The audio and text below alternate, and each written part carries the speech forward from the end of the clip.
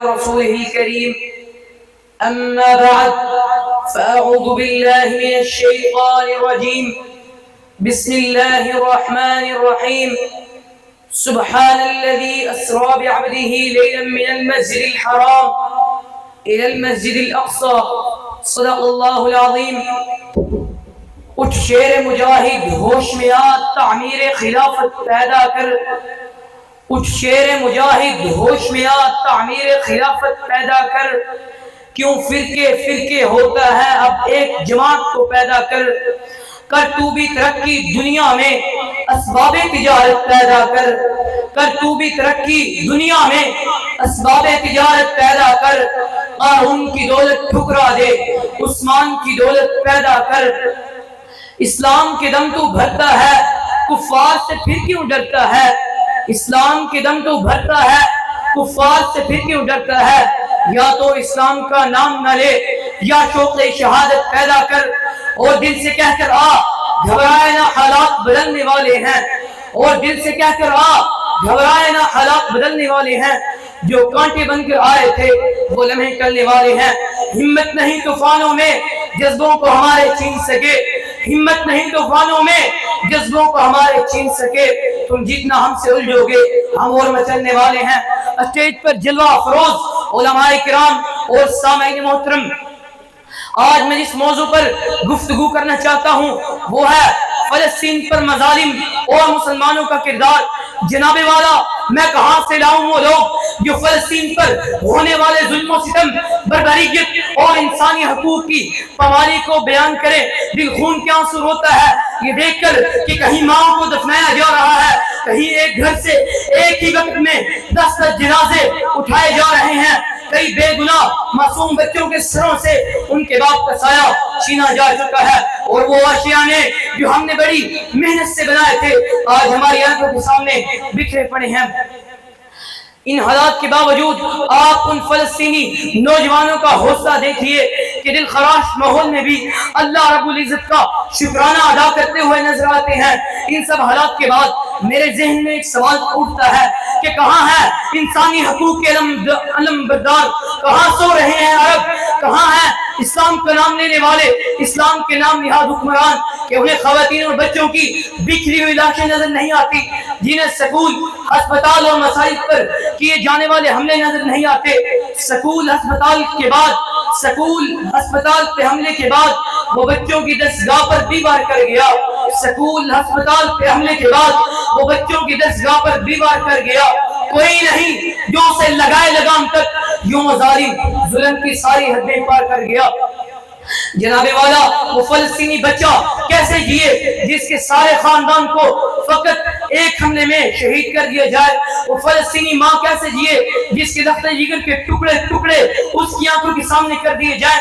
وہ فلسطینی بچی کیسے جیے جس کے عزیز باپ اور ایک لوتے بھائی کا جنازہ اس کی آنکھوں کے سامنے اٹھایا جائے؟ وہ ماں اور باپ کیسے جیے جن کے سکول ہسپتالوں کو ریزہ ریزہ کر دیا جائے؟ کہتے ہیں کہ کاغذ کی بناتا تھا کشتیاں، کہتے ہیں کہ کاغذ کی بناتا تھا کشتیاں، ہاتھوں سے اپنے پار لگاتا تھا کشتیاں. بچہ وہ ملا ہے آج ساحل پہ موت کے، بچہ وہ ملا ہے آج ساحل پہ موت کے، کل تک جو پانی میں بہاتا تھا کشتیاں. جناب والا میں آپ کے سامنے کس دکھ اور تکلیف کا تذکرہ کروں جو ان ظالم یہودیوں نے ہمارے بچوں پر ڈھائے ہیں. آج وہ بچے بلکتے ہوئے چلے جاتے ہیں. کہاں ہے غازی؟ کہاں ہے فاتح؟ کہاں ہیں وہ لوگ جن کا سبق ہمیں کتابوں میں پڑھایا جاتا تھا؟ کہاں ہے غوری؟ کیا کوئی غزنوی نہیں آئے گا؟ کیا اس قوم میں کوئی محمد بن قاسم نہیں آئے گا؟ ارے مسجد اقصی کی دیواریں پکار پکار کر کہہ رہی ہیں کہ اے مسلمان دیکھ میرے حال کو.